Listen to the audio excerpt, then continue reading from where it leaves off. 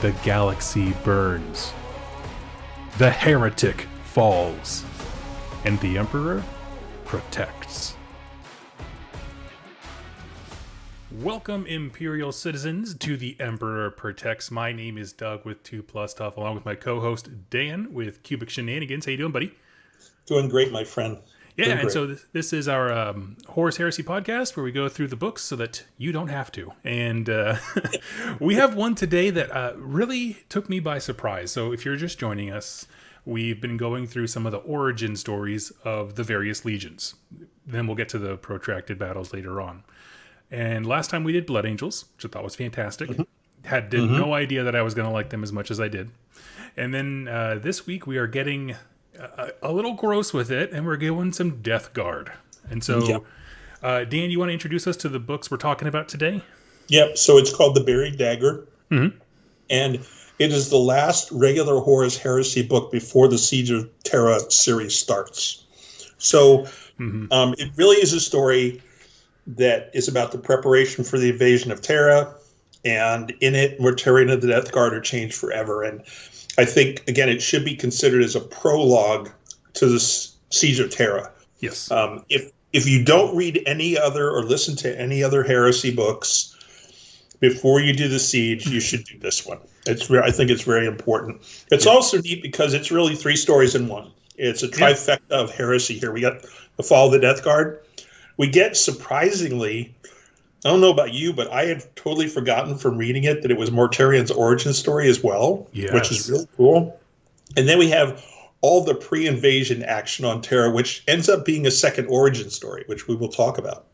Yeah, so, and that's why this book fits so well into our introducing, even though it stretches from late heresy to the door of Terra. I mean, Mortarion's out there fighting the heresy as well, but that span of time is the rebirth of this legion into what we know them as. And so very fitting that his origin story and their collective origin story is actually the same book. I like it quite a bit. Yes. I normally would sit here and talk about listener mail, and we only had one request for us, and I forgot to mention to you this before. But basically, this wonderful listener on YouTube suggested that we sometimes pick a favorite quote from a book, if we have one. Okay. And I'm going to start doing that in the future. I have one for this one. But we had to reschedule so many times, I totally forgot to tell you. No, it's okay. But I have a book for this one, or a quote for this one, so I'm going to go ahead and read that right now to set the tone for Buried Dagger.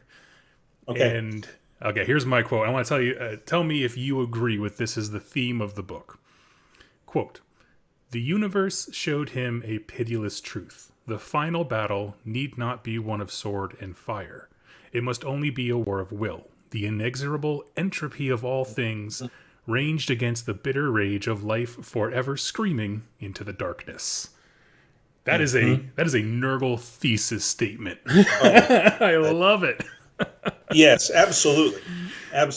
I do actually have, I think it's a quote from Nurgle himself. I think as I'm looking through the notes, and I've only got a few quotes in here, but I think it really ties in closely to what you just read about.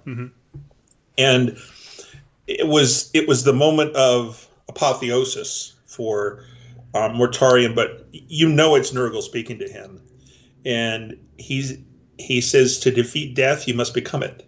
Yep. To endure beyond all, you must submit. If you wish to be granted deliverance from your agony, you must surrender your soul. And people are like, well, of course that Nurgle would say that. But I think it's almost like you can hear every single Primarch that fell to chaos hearing the same thing. Yeah, yield. You have to bow. That's it. You want to be delivered or granted this, one price. The only thing you got to do is give me your soul, and it's all over. It's good. That's fair. We're good. All right. So those are our quotes for Buried Dagger. I like it. So with the topic introduced and the book, Dan, we both read Buried Dagger, but you went ahead and reread a short story that connects to it. Do you want to do that now or at the end? I think now is good in terms of context. I think if you It's from a series called Heralds of the Siege. It's an anthology of pre-siege stories, but I would highly recommend Heralds of the Siege. There's just some other. There's one story called Myriad, which takes place on Mars after the Fabricator General has turned to Chaos, and it deals with something that the rebels who are still fighting Chaos have discovered. But the story we're going to talk about is Exocytosis. And it takes place on a planet called Zeramunda. And interestingly enough, it's a planet that's being used as a base by Luther's Dark Angels. Mm-hmm. Not the Dark Angels, but his breakaway faction. Yeah. And he was surprised because this contingent of Death Guard led by Typhon arrived and requested assistance to repair their damaged ship, the Terminus Est. Right? And so the Death Guard set up a base, but it was kind of interesting because they were very cloistered. Like, they didn't want anybody coming near their base, including the Dark Angels. You know, when Typhon needed something, he asked for it. Mm-hmm. Otherwise, there was no communication between the Death Guard and the Dark Angels. And so Luther was like, I need to know what's going on. So he sent one of his captains on kind of a scouting mission towards the camp. And in the meantime, at the camp, a group of locals had arrived at the gates of the Death Guard and demanded to see Typhus. And Typhon's like, who are they talking about? Like, mm-hmm. I don't understand what's going on. And right before that, it actually, in the story, it talked about he had noticed some subtle changes to his body. He noticed these little tiny triangular kind of lesions on his skin. He noticed there were some flies hovering around. And he also kind of felt like he'd had an energy drink, you know. He felt very more than his vitamin B12 shot, yeah. Yeah, right. And he's also, of course, as always, before these things happen, he's hearing voices. He doesn't really know what they are. He doesn't understand them. Well, or does he? You know, that's the thing. And we'll find that out when we read the story. But so one of the locals also says they've heard voices and that they've been given gifts. And Typhon notices they have flies buzzing all around them, and they have these little lesions on their skin that are similar to his. And they tell Typhon, hey, the grandfather told us you would be coming. And again, Typhon is just totally confused. He has no idea what these people are talking about. Mm-hmm. So this Dark Angels captain who was sent to scout out, he's watched the pilgrims as they approached the camp. And he noticed they kind of seemed festive and happy. And you're thinking, okay, that's Nurgle, right? It's, you know, the grandfather, hooray! If there's humans having a good time in 40K, it's usually Nurgle, yeah.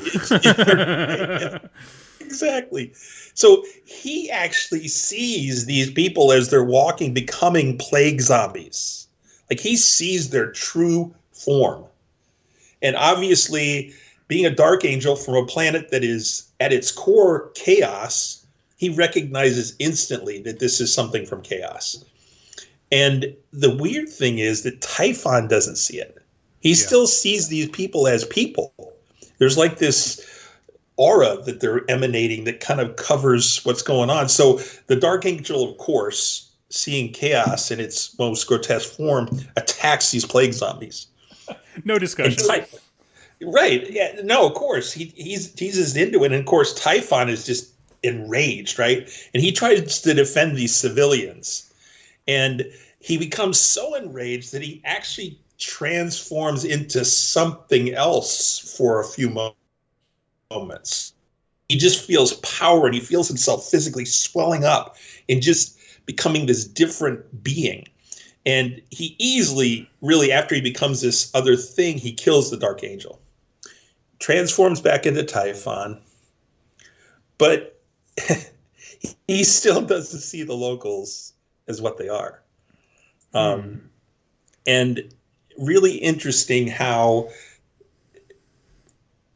the other thing we see here is that Typhon knows that there's something inside of him now. He's very much aware of it. And he knows that it's something he wants, honestly. He can tell. That power that he felt, even for that brief amount of time, was so invigorating and so I don't know what the other word would be.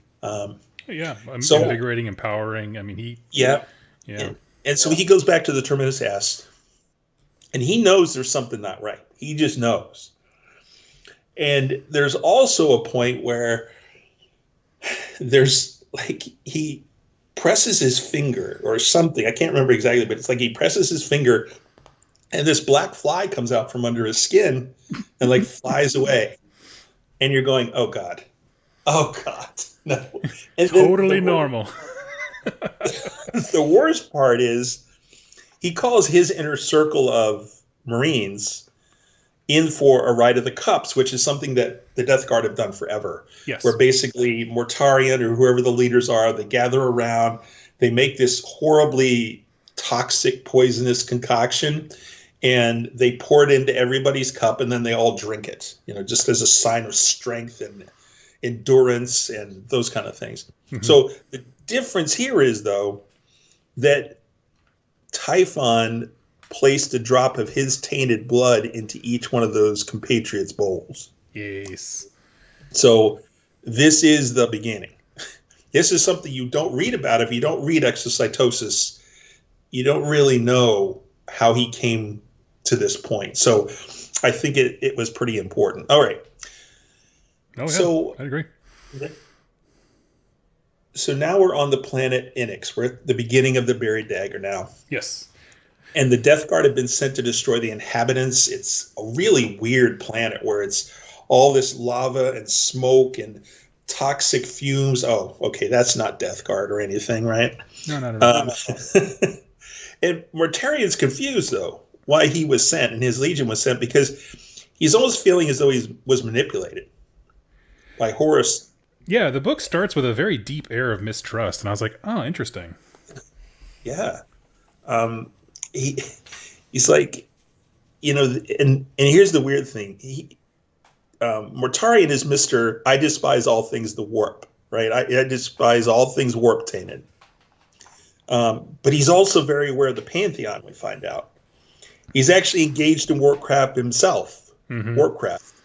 And he's actually, we hear a name we have not heard since Eisenstein, which is Grolgor, if you recall, when we did that, listeners.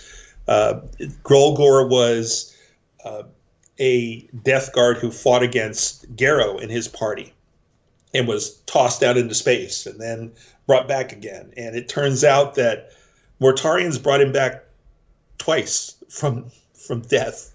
And he's just this thing, this massive, horribly mutated, Nurgle giant ogre kind of thing that he keeps imprisoned on his ship. Yes, so he found a demon and bound it and is like, I don't buy into any of this chaos stuff. What? What? Yeah, exactly. You're going, what is this guy's problem? So he absolutely, you can tell, at least in his own mind, he remains committed to purging the galaxy of everything warp tainted. Yes. After they've ended the Emperor, that's going to be his goal, is to get rid of all the warp stuff. And we hear a large part of this part of the story through the voice of Morag, who's Mortarion's equerry, and kind of serves as his remembrances and stuff. He's kind of observing more than anything else. And there is a assault on the planetary citadel. The Death Guard encounter this really powerful psyker. And during the fight, Mortarion gets the news that there are Death Guard vessels coming back into the system. And he's about to end the enemy psyker, and all of a sudden Typhon and his boys just they teleport in. Typhon kills this thing. And you get this very palpable tension that goes on in the conversation between Typhon and Mortarion. Right away, you know that they're best buddies, but they're not. Yeah, there's a lot of history there. And we're going to talk about that, right? Yes. And so, Mortarion's like, well, why did you come back now? You took off with your fleet to do whatever you wanted to do. I didn't ask any questions. And now you come back all of us. And what's that about? And again, it was like, he didn't really say anything, but he also, after they killed all the inhabitants on this planet, Typhon walked back out on the surface because they were kind of in this underground cavern. And he does the release the black fly thing from his skin again. Yeah. And before they leave the planet, everybody's wrapping up. All the Death Guard are getting ready to go. There's a little mention in the book that even though the Death Guard that were there, they knew everything was dead. They thought they saw stuff kind of stirring in the clouds of toxic mist. And you're going, oh God, okay. Yep. Oh boy, here we go. Just aren't paying attention. And so the other thing that is important in this story is that Erebus has also given Typhon a set of data crystals that he is kind of clandestinely distributing throughout the Death Guard fleet. And Mortarion doesn't seem aware of this at all. And the fact that Erebus gave these things to Typhon, you know it's no good. You already know it's rotten. Yes. Oh, yeah. Typhon doesn't give good gifts. Or right. Erebus, rather. No, never. And do you want to talk? So that's kind of the beginning of the story, the beginning of the Death Guard part now, like right before the siege. This is happening. Yes. So what about back on Terra? What's going on there? Yeah. So as an overview, the three stories we have are the prehistory of the Death Guard, the current current history being 30K, not 40K, and then this story regarding what's going on in Terra as, I guess, the universe kind of braces for what's about to be born on its doorsteps. Yes. Yes. We are back on Terra, and we're learning about the Knights Errant. This is the proto-Grey Knights, I would say. Is that a fair and accurate that's term? What we're going to talk about, Yep. We have a few characters from that series. We have Rubio, Varen, Garrow, and Ison. Ison, yep. Yep, and this one features Malcador a lot, and he's a character I never understood, and this did not help me at all, Dan. Yes. Mm-hmm. But basically, they are realizing that pariahs are going missing. They have their own little mystery going on that these psychic nulls are, first of all, going missing, but then reappearing as, various missions are going underway. They just find a random null maiden somewhere hidden in a bunker or something, and they send it here. And there's immediately a bit of tension in the story, simply because why does Malcador have these null maidens instead of giving them back to their order? Yep.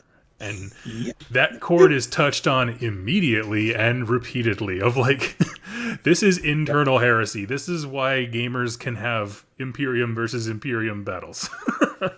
Yes. Yep.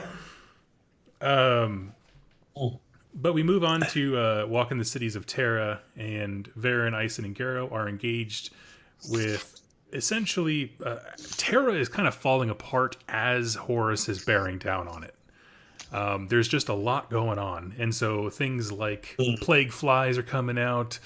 Random bands of like chaos worshippers are sprouting up in like the underhives and all these kinds of things. The most recent sources have been old churches, which had been abandoned and repurposed by the followers of the Laetitia Divinitatis. I don't know how to pronounce that. Is that right? Divinitatis. Laetitia Divinitatis. Yep. There we go. As three knight errants board the grav platform, they notice the swarm of flies on the surface is kind of coalescing around a particular person. Yep. And Rubio gets there, Ison's with him, and they attack. Is it Decius? Decius, yep. Decius, okay. It was the one name where I felt like, I was listening to the audiobook version, I felt like he flip-flopped between pronunciations, and I was very confused. Yeah, and just to remind people, Decius, again, was a character in the Eisenstein story, and he was a young Death Guard who was under the command of Garrow, and during the battle with Grulgor and his corrupted early version of Death Guard, I guess, corrupted Death Guard, he was wounded by a poisoned, Nurgle blade, and he ended up becoming something horrific. He ended up becoming something that they ended up calling the Lord of the Flies, and he was like this demonic creature. Plague Lord, I guess is what we would call him nowadays, but... and so they battle with this character. It's It's a very cool fight scene, I thought. And this Yes. is where they find their first Sister of Silence. I kind of skipped ahead on the mystery, but it's a good introduction. It happens multiple times. Yes, absolutely. And one of the interesting things with the four individuals that we see, so we know that Rubio is a psyker. You know, he was a librarius guy. And Ison is also a librarius guy. So Varen is just, you know, world eater, cool. He stayed loyal. And we know who Garrow is. But Ison has been part of the Grey Knights since the earliest days. So, yep. Sweet.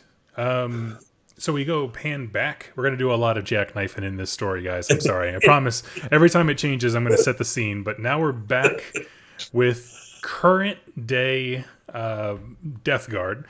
And Typhon, after they've had their little awkward encounter on the ground, now they're kind of chilling out. Their ships are in orbit together. And he basically comes to Mortarion, and they're trying to patch things up. Typhon and Mortarion.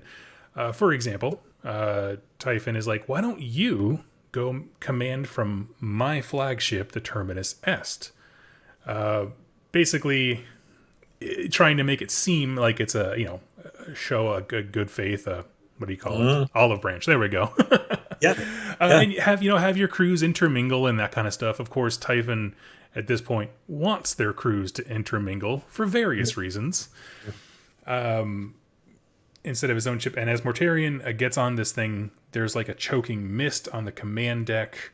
And there's a whole series where I believe it's right as they're going into the warp. Is that right? Where yes, this is where it happens, where basically a sickness starts to bloom in the fleet now that they've mingled, the crews together. And it happens simultaneously to everybody. The crew. And the weird thing. Go ahead. Oh, sorry. So the weird thing was, as part of this, there've been reports of this mist on every ship, and so Typhon, of course, being the great guy that he is, he volunteers and says, "Hey, let me and my crew go to other ships in the fleet, and we want to investigate and see what's going on, because this very well could be an enemy thing that's happening. So please allow us to travel throughout the fleet as a disease vector, by the way." And of course, because we know what he's, every ship he goes on, you literally, Doug, can picture him just pushing on his fingernail and releasing a fly on every single ship, right? He's belching like the guy from the Green Mile, and there's just like a flock of locusts coming out of him. It's horrible, right? So that's part of it, that it's spreading because Typhon. Absolutely. So. And this is where the leverage, I think, I felt start to creep into the story, which is because this happened while they're going into the warp, and everyone is like, what is this random sickness that went through everybody and could affect Space Marines? But now they're in the warp, which is a thing that Mortarion doesn't like or understand. So what does he do? He delegates authority to someone who has the vision, which is Typhon. His number 2 is also a very powerful psychic. And so it's just an interesting... it seems almost like maybe this is a contrived situation to the detriment of Mortarion. Well, yeah. The thing that's weird, like it contrived is a great word, because Typhon comes back after a while, and he comes back from his investigative, journey throughout the fleet, and he's got a bunch of prisoners with him. Yeah. And the funny thing is that these prisoners are all from the ships that he had sent those crazy data crystals from Erebus to. Yes. Coincidentally, these are all the same ships, and the prisoners are navigators from those ships. And you're thinking, wait a minute, what? Like, navigators don't do anything except sit in their funny little rooms and do what they do. Yeah. Right? But Typhon is absolutely convinced that these guys have been conspiring against Mortarion and the Death Guard. They want to take them to like a place that's a black hole, because these data crystals were proof. You pulled up on a hologram or whatever. This is where they're going to take us, is this black hole thing, and they're going to destroy us all. And so before the conversation goes any further, Typhon basically just pulls out his bolter and shoots them all dead. Yep. Like, Mortarion hasn't even had like 2 seconds to react. It's just like, boom, he blows them all away. And then he goes, okay, so you just killed all of our navigators. Yes, while we're in warp space. How the heck are we going to navigate warp space? And Typhon is, hey, I have an idea. Yep. He's like, we got this, fam. Terrible stuff. But while this is happening, we also get the beginning of the origin story of Mortarion. Yes, and I have to say, I absolutely adored the voice actor for this book. I don't remember his name, but his it's Jonathan Keeble. Yep. Yeah, his voice for Mortarion when he was both a human and as a later on as the Primarch of the Legion is just chilling and perfect. It made me love the story of his origins quite a bit more than I thought I would, because I had read it on the wiki before, but to hear it told, it was really cool. Yeah. And so part of, you talked about that choking mist that came. It even affected Mortarion, but strangely enough, but actually we're not surprised, it didn't affect Typhon. But what it does is it kind of sends Mortarion into this time warp inside of his mind, and he's back on Barbarous. And he's fighting the forces of one of the overlords of Barbarous. And just to discuss the social strata on the planet, the way this works, we have the Lessers, that's exactly what they're called, which are just normal people. Yep. And then we have kind of the Middles, who Mortarion ended up being one of them, and there were others who were kind of, in between in the social stratus. They had more stuff, they had more control over what they did. But then we had the overlords. And these overlords are these weird creature kind of humanoids that literally just fight each other all the time. Yes. And it's like a great game. The Lessers, yeah, it is. That's a good way to put it. And the humans get caught in the middle of this all the time. They're all dying. Yes. They're all being captured and brought back to these overlords for horrible things that are done to them. And so we're brought back. Mortarion's fighting the forces of one of these overlords, and you look at these things and you find out they're kind of like flesh golems, and they've just been thrown together from parts and pieces of people, literally. Yes. The Lessers. That's where they came. And he also notices this early in the story that there's these weird triangular buboes on their flesh. They make a point of saying that. We're like, oh God, Nurgle. Okay, fine, we get it. Yes, kind of rubbing the face in it a little bit. Yep. And he's beaten up people, but there's this huge kill beast that does come over and almost kills Mortarion. All of a sudden, this guy comes in, Nakare, who is an overlord, and it turns out that Mortarion is his stepfather. He has adopted Mortarion over the years here. And he was raised in a stronghold, Mortarion was, that was built for him kind of in the mid-levels. And he is Nakare's kind of hammer. He goes out and fights the other overlords for Nakare, Mortarion does. Yep. And that's kind of where we were. Now, we'll kind of piece together some of this. So, continuation, I guess, of the origin story is that Mortarion's up in his castle there, and he's looking down and he sees these prisoner vehicles, where he knows that there are Lessers packed into these things that are being taken up to his stepfather's castle to be turned into God knows what. Yeah, and he sees that a young man is fighting back. He's breaking open these vehicles, letting the Lessers out so they can run away. And he just looks at this guy and I need to help him out. For some reason, he feels inspired. He leaps off the parapet of his stronghold, probably 100 feet right to the ground, of course. And after the fight, there's some weird references to voices. Oh, that's never a good thing. And he noticed how this youth, who turns out to be Typhon in his youth, kind of manifested some strange powers. He saw something he could do. Yeah. This, psyker. And as the stepfather, Nakari comes down to see what's happening, Mortarion decides to flee the scene with these lessers and Typhon. He's abandoning his life on the planet to this point, and he's going to do something else. Yeah. So that's kind of this point that we'll move on to something else in the backstory. So, I'm gonna inject something here. Yeah. The reason I loved this scene is Mortarion is sitting in his little prison / cottage, because it's kind of both. Yeah. He's chilling out, watching this assault on one of these caravans of what is essentially slaves going by.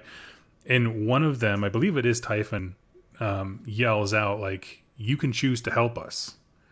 And it's that moment that Mortarion, like, he goes out and he does all the stuff, and they ask him later, because he doesn't seem like a nice guy, like, "Why did you help us?" And he's like, "You gave me a choice. No one's ever done that before. I was curious." And it was just like this whole new world unlocked the minute someone said, "You could do something about this." He's like, "Oh, what?" Autonomy. And then that becomes his defining theme, is like, once you start making choices, man, the paths become very meaningful. But he never had the chance to learn how to do that before now. And right, because he was always following the orders of his stepfather. You're right. Yes, yep. And so it's just, he's very ill-equipped to make choices. And the second he had one, he rebelled against all security and safety. So it's just very interesting. Yes. I thought as a character piece on Mortarion. Mm-hmm. You want me to take over for back on Terra? Okay, sure. So we're back on Terra, and the Grey Knights, or the Grey Knight, that just slipped out. That was the Freudian slip.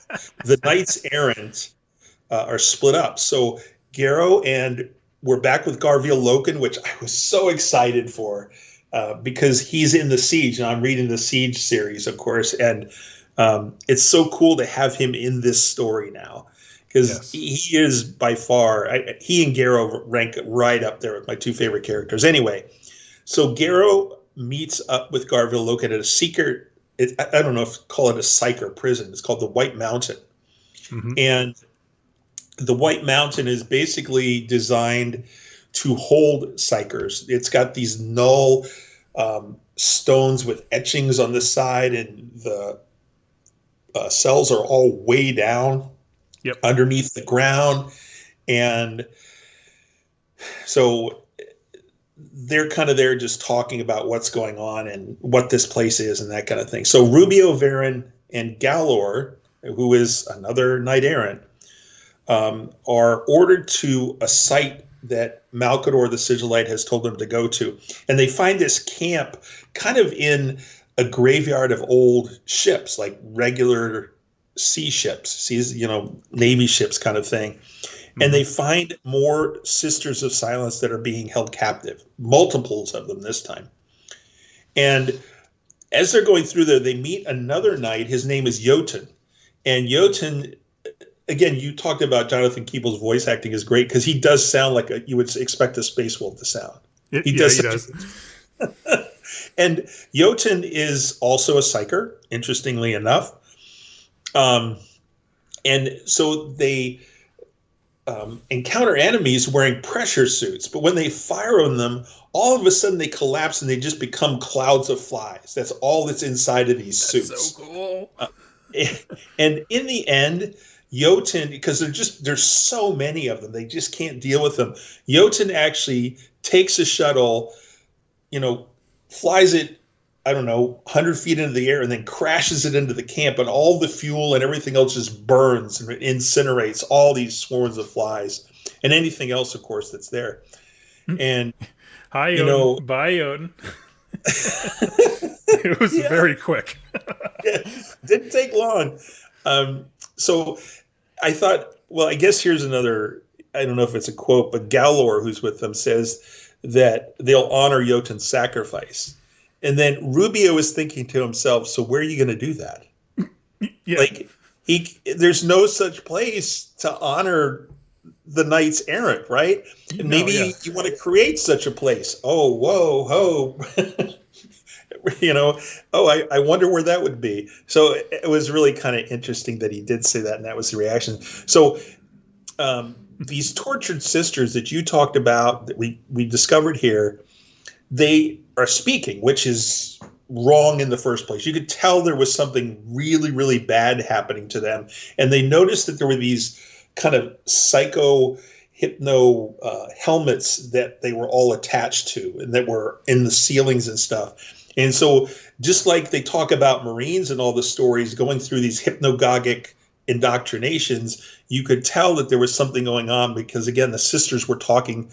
They never talk. Sisters of Silence never speak. Yes. And it seemed like they were just all random words, right? But then Rubio hears 4 words. He hears Horus, Malkador, Seek, Peace.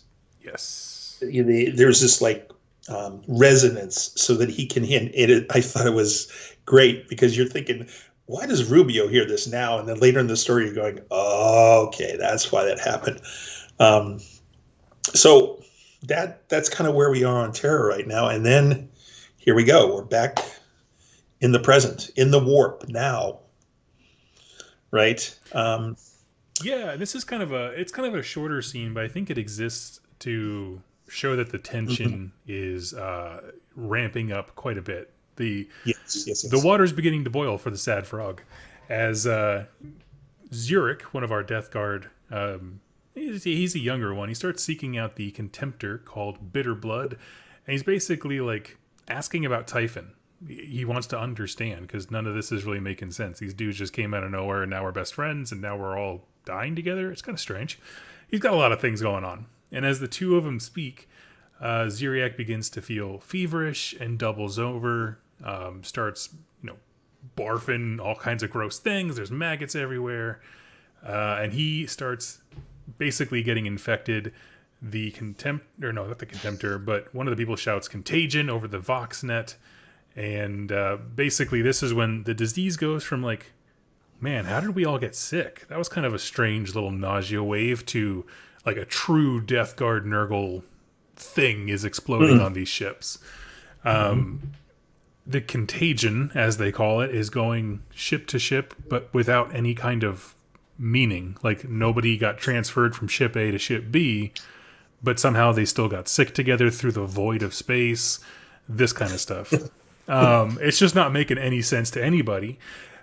But, you have your typical Nurgle whatever. Mortarion is on his command deck, very broody, goes down into the... I can't remember what they call the warp room, It's the Apothecarium, I think, wasn't it? Where he went to see Zuriak's body. Was that it? I was thinking of the Navigator's room where they have Typhon standing in there directing the ships. Yes. And he's take us out of warp. There's something going on. Whether it's a Gellerfield malfunction or something, we are having trouble, Typhon. And Typhon's no, that's a bad idea. If we were to come out now, we would all die. And, to make a point, a light cruiser tries to leave the warp without orders and is immediately annihilated as it enters real space. And so there's essentially this thing where Mortarion, the Primarch of the fleet, has no control over it. And that's I don't know. He's losing that autonomy and authority that he chose earlier in his previous life. I just like that. It was a good little tidbit. Yeah. And before he went down to, or maybe I think it was afterward for whatever. So Mortarion has heard about what's happened to Zuriak, and he goes down to the Apothecarium because he's in this isolation tube, and he can just tell that he's suffering horribly from what's happening in his body. It's just this diseased remnant of what used to be a space marine. And he wants to put his son out of his misery. So he goes in. Of course, everybody's like, don't go in, you'll get confected, whatever. And he's like, whatever, I'm walking in. He takes this huge combat knife out, and he just buries it in Zuriak's chest. Yep. And so everything stops. All the monitors stop beeping. Everything, he's dead.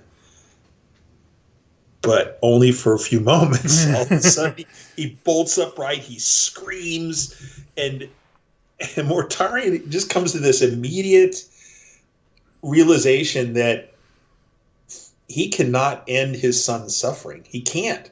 Yep. It's out of his control. And he just is, you could just feel the frustration and the anger and the confusion. And he just like, okay, I'm out of here. I can't do anything else to try to help my sons. Yeah. And yeah, that was that moment that he knew something was horribly, horribly wrong. And, this is Typhon being a bad kitty here where, we talk about it spreading throughout the fleet.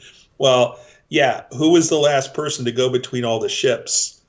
This is no warp miracle here. This is Typhon and the fingernail fly guy, It's just... Yeah, no, absolutely.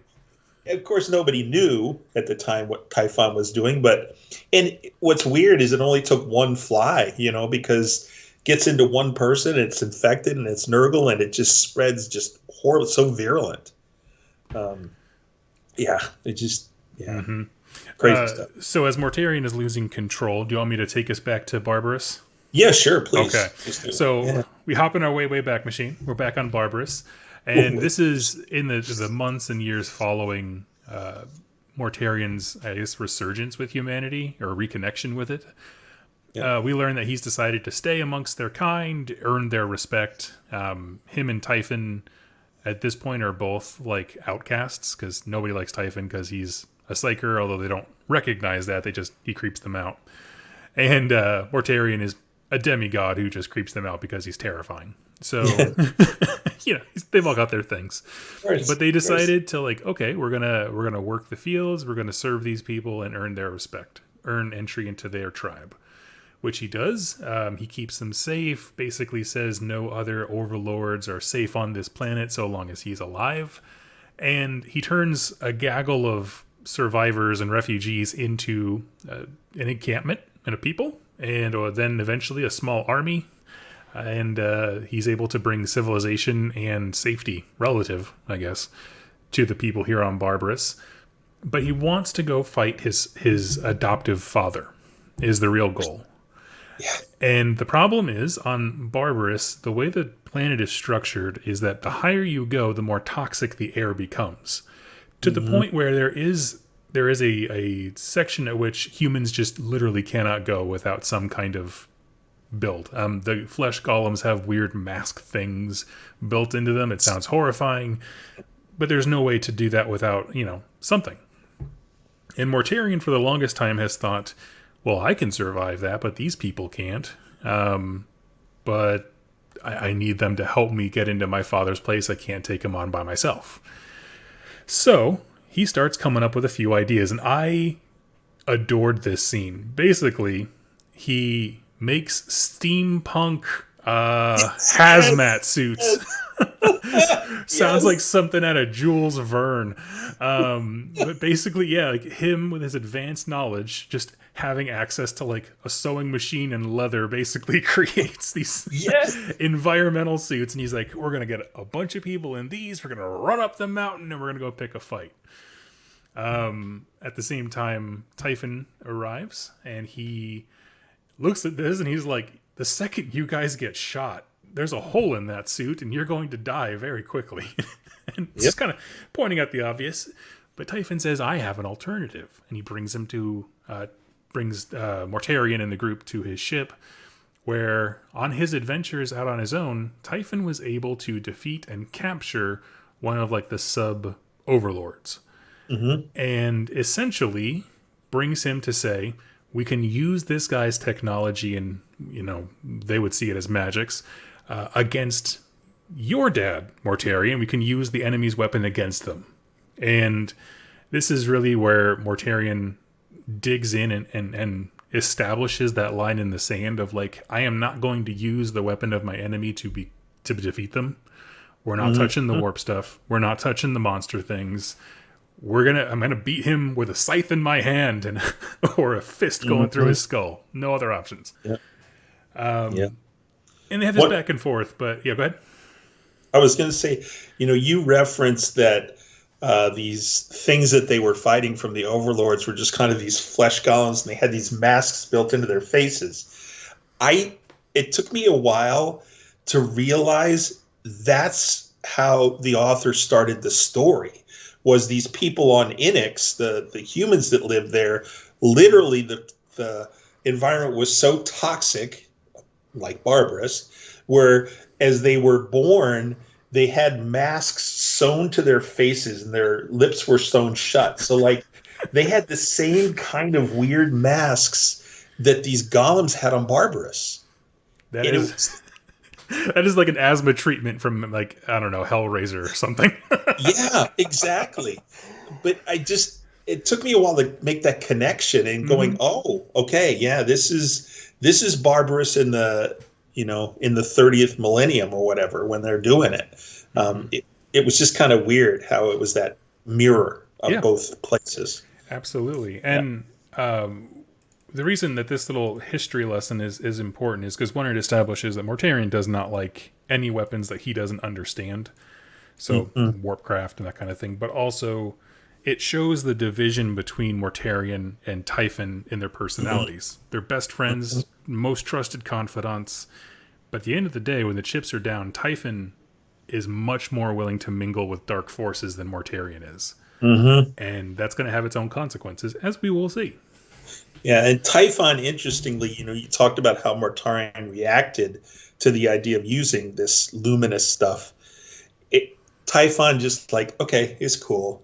Because he knew that it would just take time for Mortarion to come over to his way of thinking. Yep. Because he, you just knew there was something talking to him, something guiding him that he had accepted.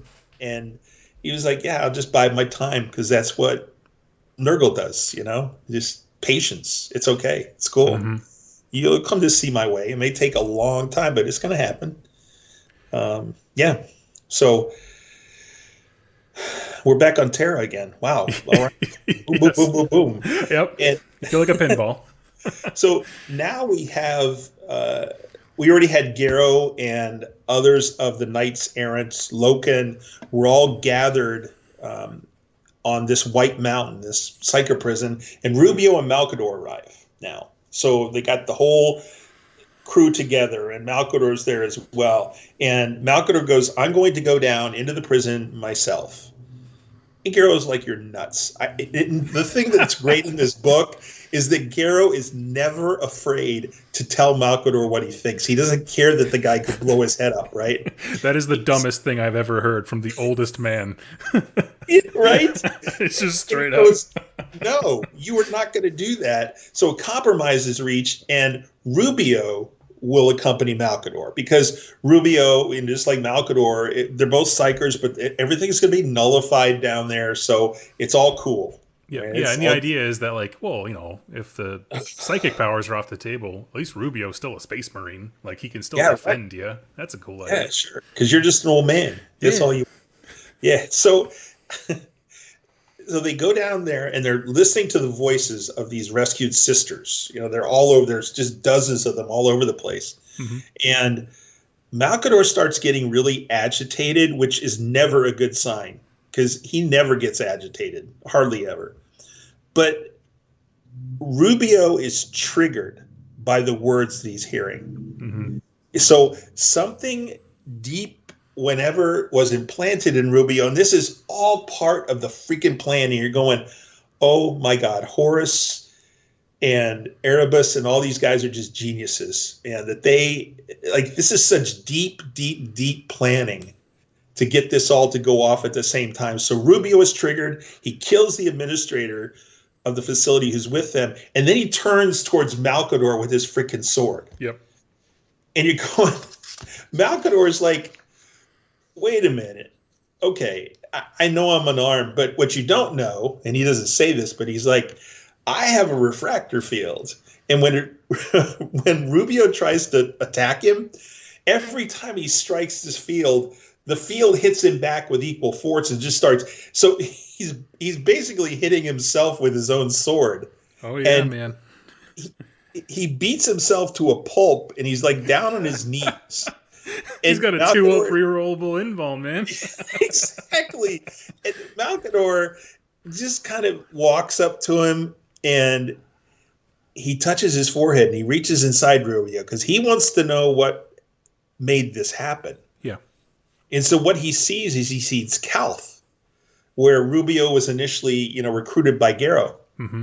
And he sees a picture of our bestest friend ever, Erebus, who has implanted this trigger, taking all these dark things from Rubio that he found as he looked into his mind and culminating them with this sequence of words, whatever it is. And so the trigger's been pulled now because of that. And this is all Erebus. You're going, my God, that was an age ago. Yep. And it was all planning for this moment. So before he allows Rubio's consciousness to return, he picks up Rubio's sword, Malkador does, and he kills all the rescued sisters. And you're like, what the frick, man? Like, are you kidding? What is this? And so then this is just Malkador being the most utter, like, I don't care how bad, and Horus is bad, and all Erebus is bad and stuff. Malkador is no better. Like, he is so manipulative himself, and when Rubio gets his mind back, he's like, what happened? Why are they all dead? And Malkador goes, Horus had sprung a trap, and the sisters tried to kill me. And you saved my life by killing the sisters, because I would have been powerless against them. I couldn't do anything down here to protect myself, Rubio. You saved me from these sisters that Horus set off to kill me here. Yes. And Rubio's like, sure, okay. Yeah, gaslight level deity. I love it. He's just oh my gosh, right? And finally, before they head outside, Malkador gives Rubio a little silver disc, which is kind of interesting because you think about the Lodge medallions, Yeah, I didn't. That's what came to my mind right away. And it has this name Koios on it. And Rubio's kind of looking at it like, okay, thank you, So this is all going on inside the mountain. Outside the mountain, there are just hordes of Chaos followers who are assaulting the mountain now. And during the fight, the Lord of Flies, who was killed by this crashing shuttle before, right? Mm-hmm. He was killed in this fight that was going on. Malkador had Rubio drop down, and they were fighting it. So he's been killed once in the story already. He comes back. Yep. And Same now book. Which is crazy. So he reappears, and he literally almost bites Varen's head off. And I'm going, oh, God, not Maester Varen, man. He was one of the originals. I was so mad when they killed Varen off. And, of course, I'm reading the book. Garrow was really pissed off.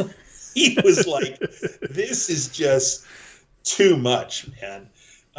And all the other memories that Garrow had of, Decius, who was corrupted. There was an apothecary who was corrupted. Mm-hmm. All these people that he cared about were destroyed by this Nurgle curse. And he basically just takes two swords and he slices off the freaking thing's head. And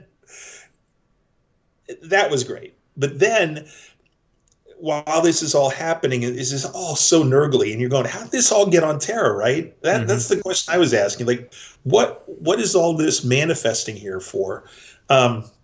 So there were these maggots that just kind of came out of the ground, like there was a warp thing going on. Yes. And what they did was they grabbed onto Varen's corpse, and he became possessed.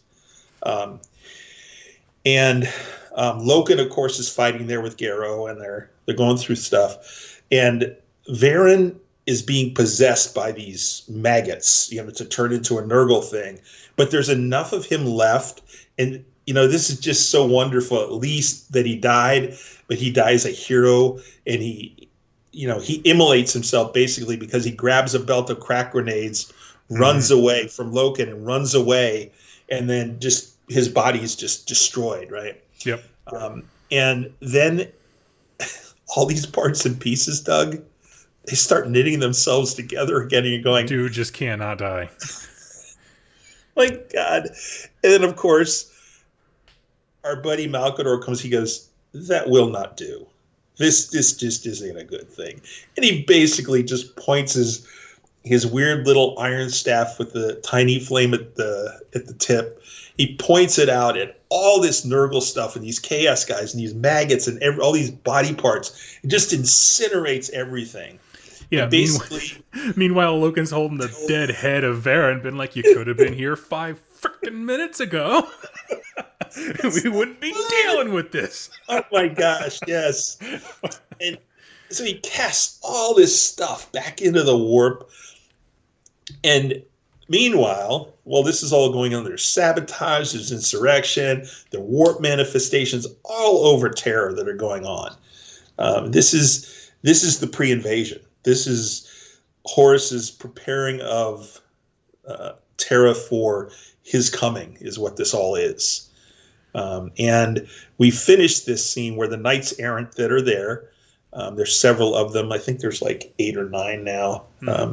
They get into a transport and Malkador takes them all back to the palace. And one of the final scenes is when they land, he sees Jotun, who was the guy who everybody thought died in the crash of that shuttle. Well, yes. He didn't die in the crash, which was really kind of cool because Jotun's kind of a fun character. So that's where we are. We're back in the palace, in this place with Malkador and all the knight errants that are left. So, yes. All right. Now, with that story complete, we're going to go back to Barbarous. I almost forgot the name of the planet. Oh, yeah, sure. And establish that Mortarion and what he calls his Death Guard, which are the humans in leather hazmat suits, they basically reached a point where they've defeated all the overlords except Nakari, which is his stepfather. Mm-hmm. He and his chosen men, they all basically start going up into the upper echelon of the clouds where their special suits they're needing them for breathing either. As they approach the stronghold, though, they are assaulted by flaming projectiles that are seeking them out, essentially like tiny little tracer rounds, if you can imagine it. And just like Typhon said, the second their suits are breached, they start to die very, very quickly. The forces basically have to withdraw, which ticks off Mortarion because, again, he feels like he's being held back. I can breathe this, you guys can't. And so it's just defeating for him, which is a thing that he is just not used to. When they get back to their village, there was a strange ship that had arrived that people were calling the Hawk. There was also a stranger in the village, and he offered Mortarion to bring Barbarous into the Imperium. But Mortarion's like, no, I don't want to do that.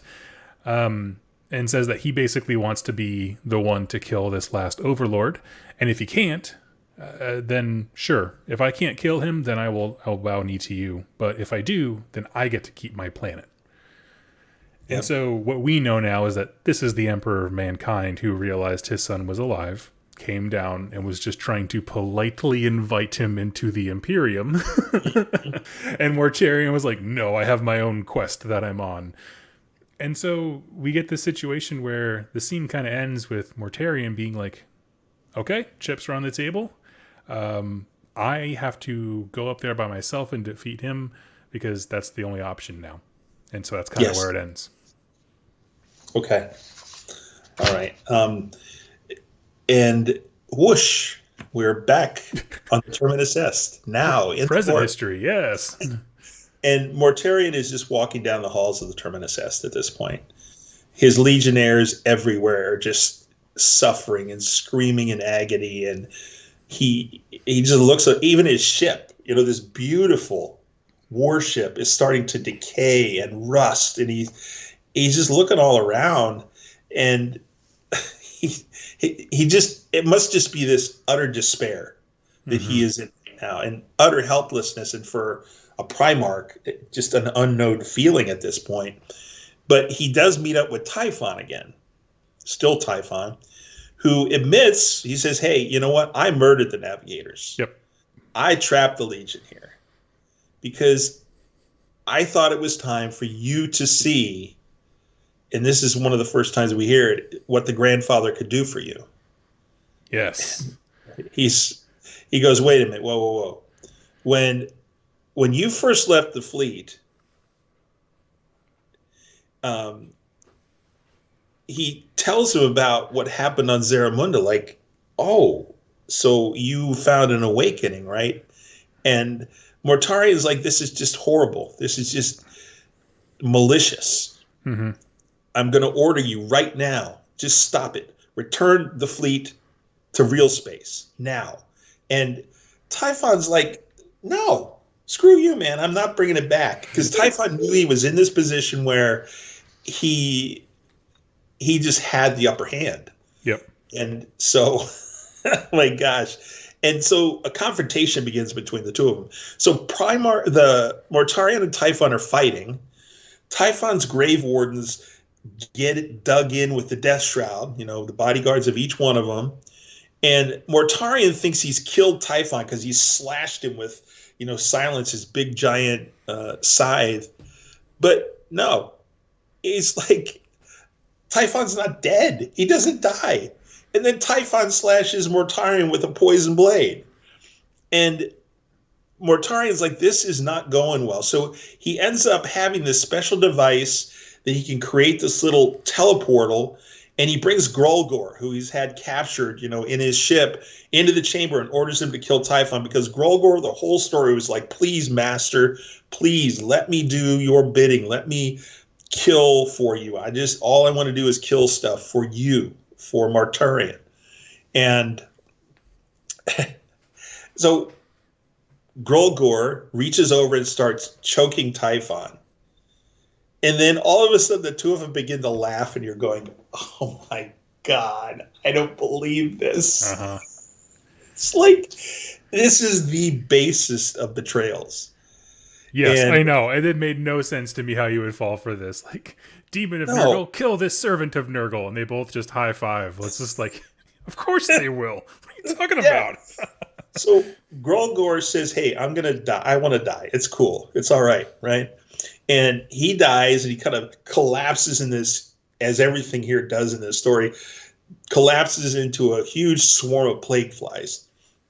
And they attack Mortarion, they attack the Grave Wardens, they attack the Death Shroud, everything. And then after they've attacked all these things, all these people, they go back into Typhon, like right throwing down his throat, right?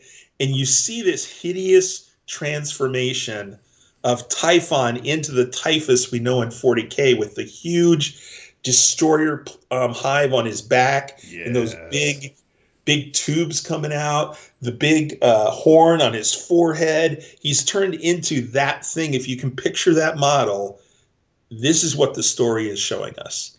Yes. Making him the first to, I think, willingly cross that Rubicon, right? We have things that we reference as Death Guard with like Plague Marines and stuff like that, but up until now, everything has just been Space Marines plagued. But this is like, I'm the guy. I'm in it. Yep, it is. And so Typhon basically tells Mortarion, my surrender right now to the warp and accepting of the grandfather's gifts, this has been something that I've been working on since I first took you to my ship and told you about this guy who offered these things we could do. And he's like, you know what? He looks at Mortarion, he's like, you're the one who's been playing around with the warp. You're the one who resurrected Grolgor. Yep. And you just made all this worse by doing that and pretending that nothing was happening. And he's got a great point, though. He does, yeah. I mean, because just like when they were referencing the conversation in their like prehistory, there is going to be a point where like you need to address, the unknown. Like you can't ignore it forever. You can't use the warp for travel and then say we need to eliminate it. Like it doesn't make any sense. Right. And so it's just like all that hypocrisy just kind of coalesced in one moment. Yeah. And so why don't you take us back, my friend, to the final push that Mortarion makes to kill his stepfather, because he's made this commitment to the Emperor, right? Yeah, so the bargain is, can Mortarion go up and personally defeat his stepfather?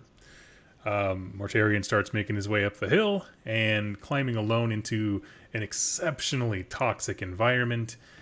And he has assumed this whole point that humanity has been slowing him down, that he can take it, but they can't. And then he starts to hit this point where he's not enough. Like, even his superhuman physiology or whatever begins to kind of break down. The lungs kind of start to struggle to function. And he'll basically drops his scythe. It like starts to decay in real time and rust away. And Nakari, I believe is how it's pronounced, watches his foster son as he starts to die. And then Mortarion hears a voice, which we understand as Nurgle, but he doesn't understand that. It says, "Defiance is not enough. You must become." And before that thought could finish, it is drowned out by a newcomer who comes down and kills Nakare with a single blow from a flaming sword. So rather than, I guess, dropping to the floor, his body just kind of bursts into ash. And this stranger looks at Mortarion with a face full of compassion and says, "You will not perish this day, my son." It's just very Mufasa-esque. Yes. And Mortarion had been robbed of what he wanted. He actually wanted to finish defending the people that he started. And so he looks at the Emperor dead in the face and says, "I will always hate you." Which is just like, I don't have any kids, man, but that's a rough start to being a parent. Jeez. Oh, it is horrible. Just horrible. But at this point, like, by the rules that Mortarion agreed to and has lived by, he's functionally the property again of the Imperium now. Mm-hmm. He just became a part of something bigger rather than making something himself. And so, yeah, there is that very, very deep resentment in him. For, anybody being in charge of him except for him. Yeah. And so then we teleport back onto the Terminus Est. And Mortarion walked away from Typhus, because he's Typhus now. He's not Typhon anymore. And he ends up in one of the landing bays, and he kind of looks out at space, because it's open to space except for a screen holding the atmosphere in. And he's just feeling despair and rage, frustration. He feels helpless. And he just screams into the warp, which is outside of that screen. What do you want of me? What do you want me to do? Mm-hmm. And all of a sudden, the buzzing voice, we quoted it before, basically says, you have to surrender your soul. That's what will end all this misery for your sons, for yourself, because he actually saw these buboes of triangles appearing on his own flesh now. And even his, Primarch physiology couldn't fight it off. And he finally is just like, it's decay versus defiance. Nurgle said to him, defiance is not enough, right? You quoted him. And Mortarion finally just gives himself over now. And literally there's this really cool description of the transformation as he becomes a demon Primarch now, literally. These wings sprout from his back, and he becomes this huge monstrosity that we see the model of, in 40K. Yes. And so that's the moment that he gives himself over, and things go back to normal, right? Yeah, absolutely. Everything's awesome. That really is, I think, the true climax of the book, right? That's how we establish the rebirth of the Death Guard. Yes. Just as he had to submit under the boot of the Emperor, now he submits under the boot of Nurgle. It's a very tragic story that repeats itself. But we have some last finishing points here as we pan back to Terra for one last time. Yep. Back on Terra, Garrow has moved into basically a chamber that's deep below the palace. he finds Euphrates Keeler, who was someone he knew from the original book series, locked away in a cell, and they have a good conversation that kind of sets him on his final course for the siege. Because at this point, they're at the doorstep of Terra. I mean, by the time this is happening to Garrow, all of those things have already transpired in the warp, and they're about to just unleash on Terra. Basically, he goes to Malkador, who has a little meeting, and he tells them that they have been prepared for a greater task than fighting Horus at the siege, and they're all just like, there's literally nothing bigger than that. That is everything. Basically, it looks like he's paving the road for the Grey Knights, right? This is this moment where he takes his best and brightest into one direction. He's like, we're going to forge this into an official force to act as basically the demon hunters of the Emperor. But conversely, there are 10 knights and only 9 of these coins that he has been giving out to join this order. Garrow has not been given one. And at this point, Garrow, basically what that means is he didn't get hired into the Grey Knights, to put it very flatly. He understands that his destiny is somehow tied to Keeler, like basically the first prophetess of the Emperor. Right. But there's not really a clear decision on where to go with that. Before he leaves, he basically has a touching moment with Rubio where they kind of, I don't know, just kind of reconnect. There was a lot of division and strife in this story that pulled them apart, but at the end of the day, they were like good dudes. The other 9 leave, and the knights are in the presence of the Emperor, who speaks to them about the war against demons that was going to be fought after the war with Horus. And so basically inducting them into the first ranks of the Grey Knights personally, which is interesting. I thought it came after, but he apparently knows what's going to be going on after the events of Terra coming up here, so that's interesting to think about. And finally, Loken decides to refuse Malkador's offer and remains on Terra as the other 8 disappear into the warp. So we basically have Garrow and Loken, who are kind of like fully detached from any responsibility at this point. Yes. Garrow is on a high point of the palace looking down at all the activity as basically the defenses are being laid by Dorn and all these things. And he basically asks himself, is he ready to lay down his life for the Emperor? And before he can really come up with an answer, Loken appears and holding Rubio's Gladius, which they basically, it's a subplot, but they all gave up things that reminded them of their own home and origins.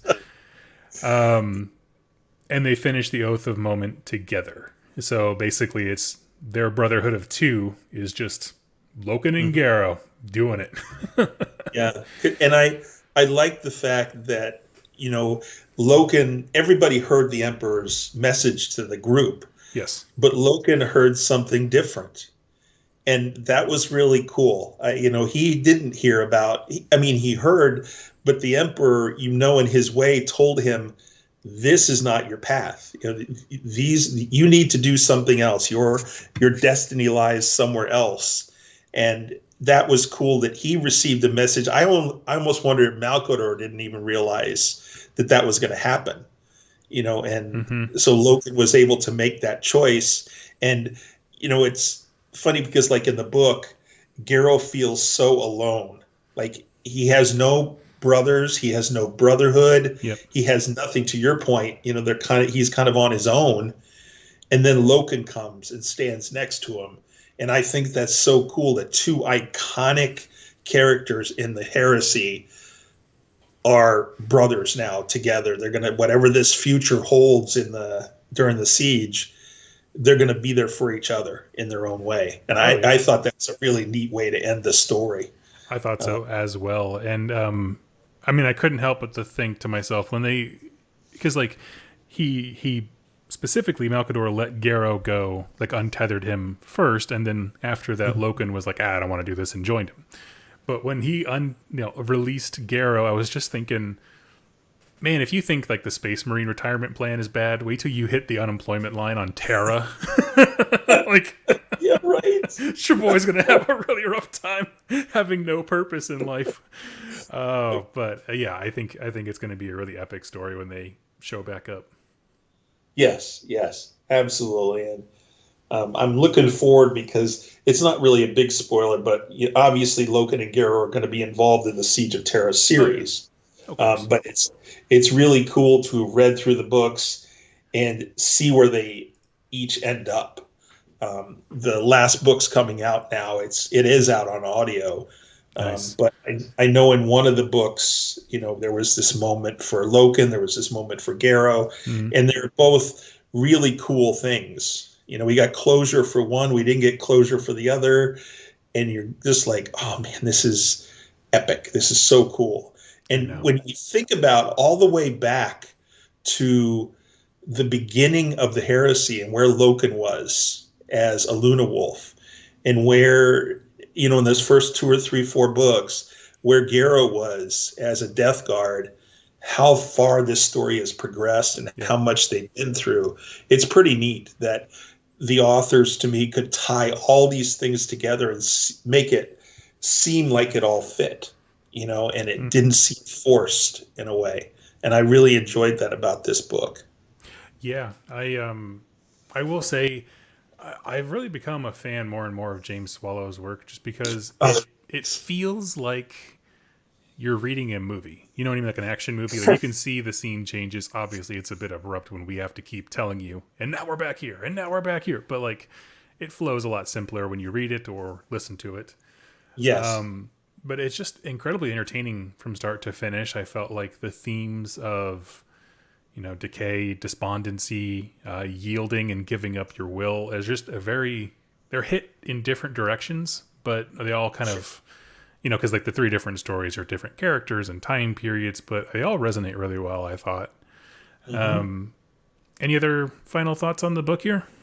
No, just it was such a great transition from one set of books to the next, final part of the Heresy. That was really, really a good bridge. So, yeah. I think my favorite scene, if I had to pick one, was definitely the end where Mortarion confronts Typhon, then becoming Typhus. Like that fight scene where they're in like the navigator's room, so it's like a big galaxy star map kind of thing surrounding them, and they're fighting in the shadows of it. It just sounded really cool.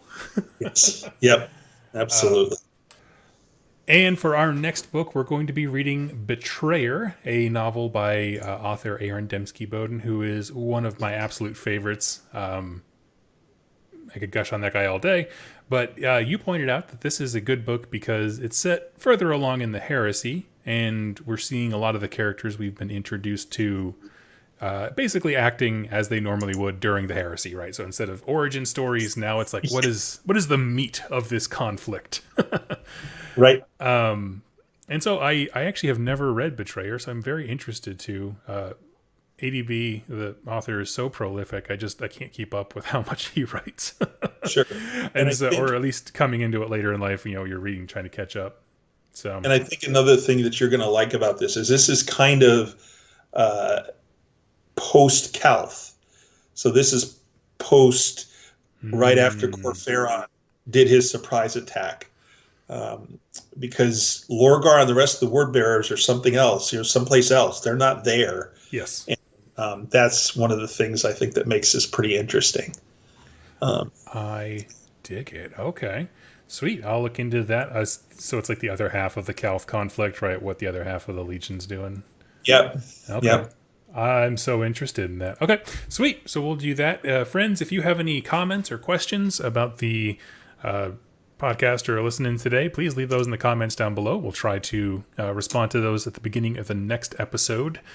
And Dan, do you have any final thoughts for the audience? No, just I hope you enjoyed this story. It's, again, it's, I think, essential reading if you decide not to do any of the rest of the Heresy. There's some things that will be out of context a bit, but I think if you listen to this episode and then you start reading the Siege, you'll have a little better idea of what's going on. So, absolutely. Sweet.